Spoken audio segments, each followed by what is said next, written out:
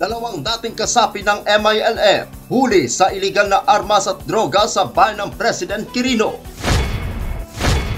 2,000 benepisyaryo nakatanggap ng pinansyal na tulong sa bayan ng Lambayo. 2 commander nagkatensyon sa bayan ng Isulan. Yan ang ulo ng mga balita sa Sultan Kudarat Headliners.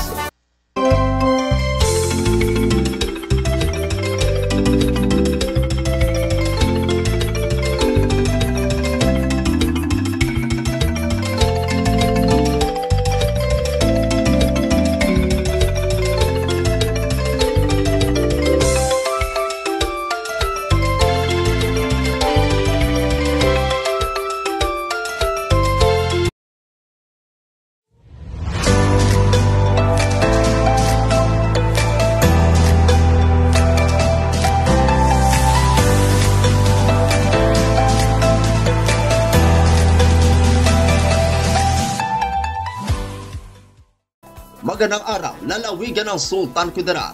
Narito na ang mga pangunahing balita sa Sultan Kudarat Headliners ngayong Marso 11, taon 2024. 2 dating kasapi ng MILF huli sa iligal na armas at droga sa bayan ng President Quirino.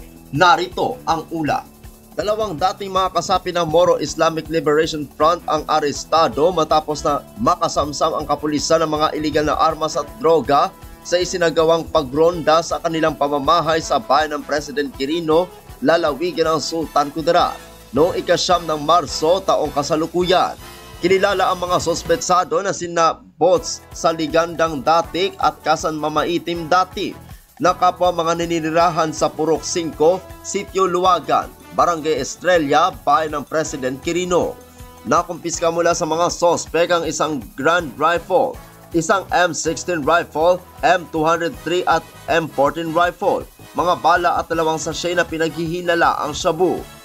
Ayon kay Police Major Davis Lulawan, hepe ng President Quirino Municipal Police Station, inilunsad ng kapulisan ang pagronda sa pamamahay ng mga sospetsado matapos makatanggap ng impormasyon ng kapulisan na sangkot ang mga ito sa mga illegal na gawain sa kanilang lugar. Nakatakdang sampahan ng kasong illegal possession of firearms and explosive at illegal drugs ang mga suspetsado na kasalukuyang nakakulong sa President Quirino Police Station. Ako ang inyong kaibigang Apolinario Ferdi Valencia para sa Sultan Kudarat Headliners. 2,000 benepisyaryo nakatanggap ng pinansyal na tulong sa bayan ng Lambayo. Narito ang ula. Sa pagpapatuloy ng programa ng Bagong Pilipinas Servicio Fair ay pinangunahan ni Lambayong Mayor Ferdinand Agduma at Vice Mayor Eric Recinto. Ngayong araw, ika-11 ng Marso taong kasalukuyan ang financial assistance distribution sa bayan ng Lambayong, lalawigan ng Sultan Kudarat. Dumalo rin sa programa sina Board Member Honorable Ian Jordan G. Abalos, Honorable Beth Marquez Duque at Honorable John Reynan Pama Kilayko, mga sangguniang bayan members at mga barangay officials ng bayan ng Lambayong. Mayroong 2,000 benepisyaryo ang programa at ang bawat isa ay nakatanggap ng tag 2,000 piso. Katuwang ang buong grupo ng 1st Congressional District ng Sultan Kudarat sa pangunguna ng Chief of Staff Mot Dayanalin Makalumba at DSWD Region 12 Field Office sa pangunguna ni Ginoong Edmundo Corder ay natagumpay at maayos na naipamigay ang cash assistance sa bawat benepisyaryo. Nagpasalamat naman ang bayan ng Lambayong sa pangunguna ni Mayor Agduma sa provincial government ng Sultan Kudarat sa pamumuno ni Governor Dato Pax Ali S. Mangudadato, Vice Governor Raden Sakaluran at 1st District Representative Congresswoman Bayrihan Mangudadato sa Kaluran at sa DSWD Region 12. Ako ang inyong kaibigang Apolinario Ferdi Valencia para sa Sultan Kudarat Headliners.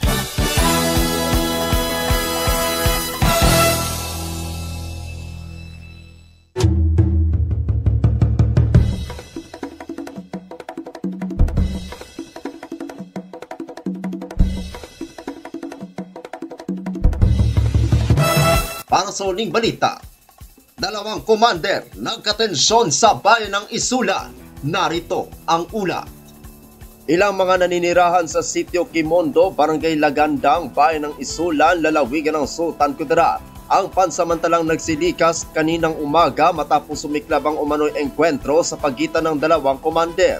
Sa ulat, nagsimula ang engkwentro alas 6:10 kaninang umaga sa pagitan ng grupo ng Moro Islamic Liberation Front, 105th Command sa ilalim ng pamumuno ni Commander Stallion at Moro National Liberation Front, 107 Command na pinamumunuan din ni Commander Mutin Ali. Dahil sa mga malalakas na putok ng baril at ilang pamilyang nagsilikas ay agad na humingi ng tulong sa tropa ng pulisya sa bayan ng Isulan at tropa mula sa 1st Sultan Kudarat Police Mobile Force Company. Nasa lugar na ang Isulan Municipal Police Station upang kausapin ang mga pinuno at para maibalik ang katahimikan ng lugar. Sa ngayon ay may mga iilang pamilya ang pansamantalang tumuloy sa mga pasilidad ng barangay habang ang iba ay sa kanilang kaanak habang hinihintay na maayos ang sigalot ng dalawang grupo. Ako ang inyong kaibigang Apolinario Terdi Valencia para sa Sultan Kudarat Headliners.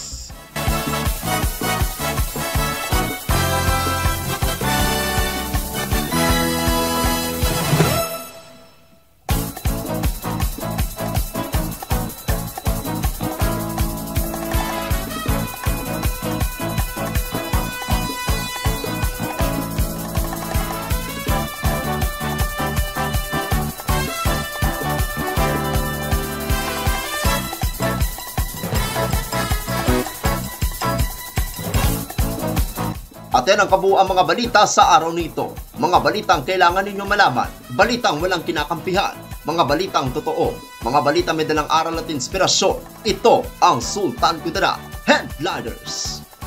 Hanggang bukas, maraming salamat at magandang araw, kaibigan.